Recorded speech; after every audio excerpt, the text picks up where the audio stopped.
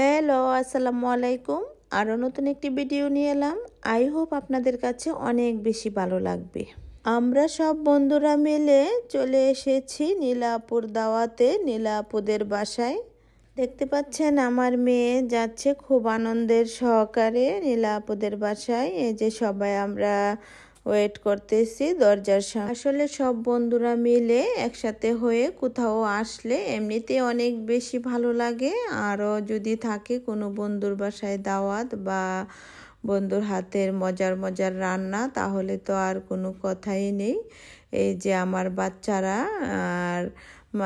বাচ্চারা নীলাপুর মেয়ে আছে, একটা মেয়ের সাথে খুব ভালো খেলাধুলা করে। এই জন্য আমার মেয়ে সিঁড়ি দিয়ে আসার সময় অনেক বেশি আনন্দ উপভোগ করতেছিল যে এসে তো নীলাপুর মেয়ের সাথে খেলা করবে। এই যে আপু অনেক মজার মজার রান্না করেছে। আপুকে অসংখ্য ধন্যবাদ এত মজার মজার রান্না করার জন্য আমাদের জন্য। আর আপু অনেক কষ্ট করেছেন। বিদেশে আসলে বন্ধুদেরকে রান্না করে খাওয়ানো কিন্তু অনেক কষ্টের ব্যাপার, এবং বাসায় একটা প্রোগ্রাম করা কিন্তু অনেক কষ্টকর। যখন দেখবেন আপনার বন্ধুদেরকে খাওয়াচ্ছেন এবং প্রিয় মানুষদের জন্য কোনো কিছু করা হয়, তখন কিন্তু আর কষ্টটা কষ্ট মনে হয় না। তখন অনেক বেশি আনন্দ লাগে, মনে হয় যে আমার বন্ধুরা খেয়ে অনেক বেশি ভালো লাগবে এবং অনেক বেশি প্রশংসা করবে রান্না বান্নার, বা খেয়েও অনেক বেশি তৃপ্তি পাবে। যেহেতু আমরা বাংলাদেশ ছেড়ে সুদূর প্রবাসে অস্ট্রেলিয়ায় এসে সবাই একসাথে বসবাস করতেছি।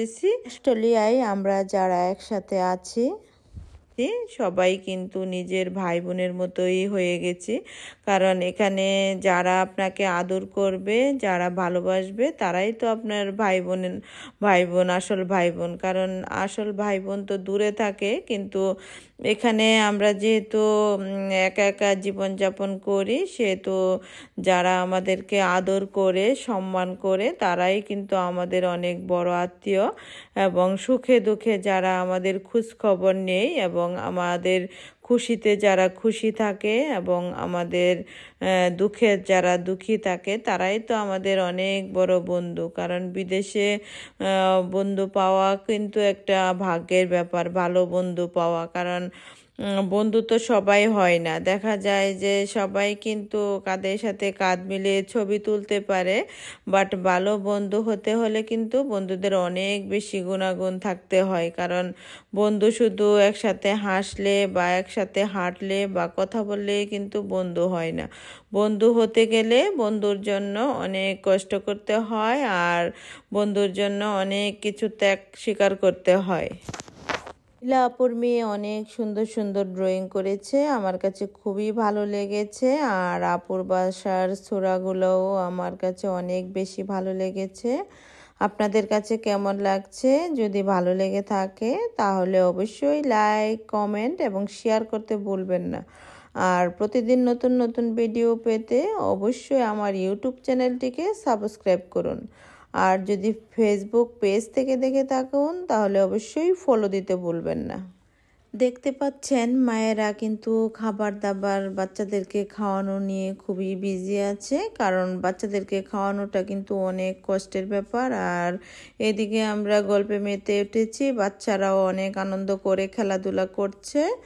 খুবই ভালো লেগেছে নীলা আপুর বাসায়। আমরা সবাই একসাথে হয়ে অনেক মজা করেছি, বাচ্চারাও অনেক আনন্দ করেছে। বাচ্চারা কিন্তু খুব আনন্দ করছে। আসলে বাচ্চাদেরকে অনেক কিছু শেখানোর জন্যই কিন্তু আসলে বিভিন্ন দাওয়াতে যেতে হয়, কারণ বাচ্চারা বাংলা কালচারটা সবাই নিজের জীবনকে উপভোগ করুন। আল্লাহ হাফেজ।